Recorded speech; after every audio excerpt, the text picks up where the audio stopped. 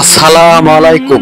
প্রিয় আখিরি নবীর উম্মত, আজকে ফিলিস্তিনের সেই নিরীহ মানুষের ভিডিও আপনাদের সামনে তুলে ধরছি। আপনাদের কাছে গাড়ি ভারী অর্থ সম্পদ কিছুই চাই না, আপনারা একটি মাত্র শেয়ার করে পুরো বিশ্বের মাঝে ভিডিওটা ছড়িয়ে দেন, যাতে পুরো বিশ্বের মানুষ বুঝতে পারে যে গরিবের পাশে আমার মতো অনেক মানুষ তারা আত্মগোপনে আছে। আমরা যেদিনকে প্রকাশ করব সেদিনকে পৃথিবীর ভিতরে কোনো গরিব মানুষ থাকবে না। আল্লাহর রহমতে আমরা কিন্তু নিরীহ ফিলিস্তিনের সেই মানুষকে সহযোগিতা করে যাব এবং আমাদের নিরীহ মানুষকে এমন ভাবে ধ্বংস করছে ইহুদিবাদীরা, তা আমাদের দেখে কলিজা শিউরে উঠছে।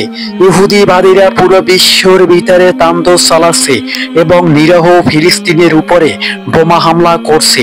মাসুম মাসুম বাচ্চা অনাহারে মারা যাইতেছে, তারা জীবন যাপন করতে অনেক কষ্টকর হয়ে পড়ছে।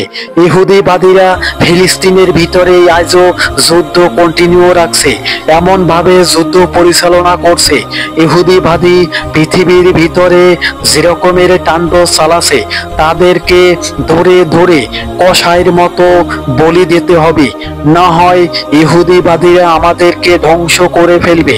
ইহুদিবাদীরা শাসকরা আমাদের ফিলিস্তিনের নিরীহ মানুষকে ধ্বংস করছে, তাদেরকে আজকে থাকার জায়গা দিয়ে, তাই কি আমাদের এই প্রতিদান? আমরা ফিলিস্তিনে নিরীহ মানুষের পাশে থাকার জায়গা করে দিছিলাম ইহুদিদেরকে, তাই ইহুদিদের আমাদের নিরীহ মানুষকে প্রতিনিয়ত হামলা করছে। এটি কোনো সাধারণ হামলা না, এটি কিন্তু যে কোনো মুহূর্তে যুদ্ধ বড় আকারের রূপ নেবে এবং নিরীহ ফিলিস্তিনের মানুষের পাশে অনেক মানুষ দাঁড়িয়ে আছে তাদেরকে সহযোগিতা করার জন্য। কিন্তু ইহুদিবাদী শাসকের কারণে আমাদের নিরীহ ফিলিস্তিনের ভূমির ভিতরে কোনো খাদ্য ঢুকতে পারছে না। কেন এই রকমের ফিলিস্তিনের নিরীহ মানুষকে ধ্বংসত্ব করছে আর পুরো বিশ্বের মুসলমান তাকিয়ে দেখছে।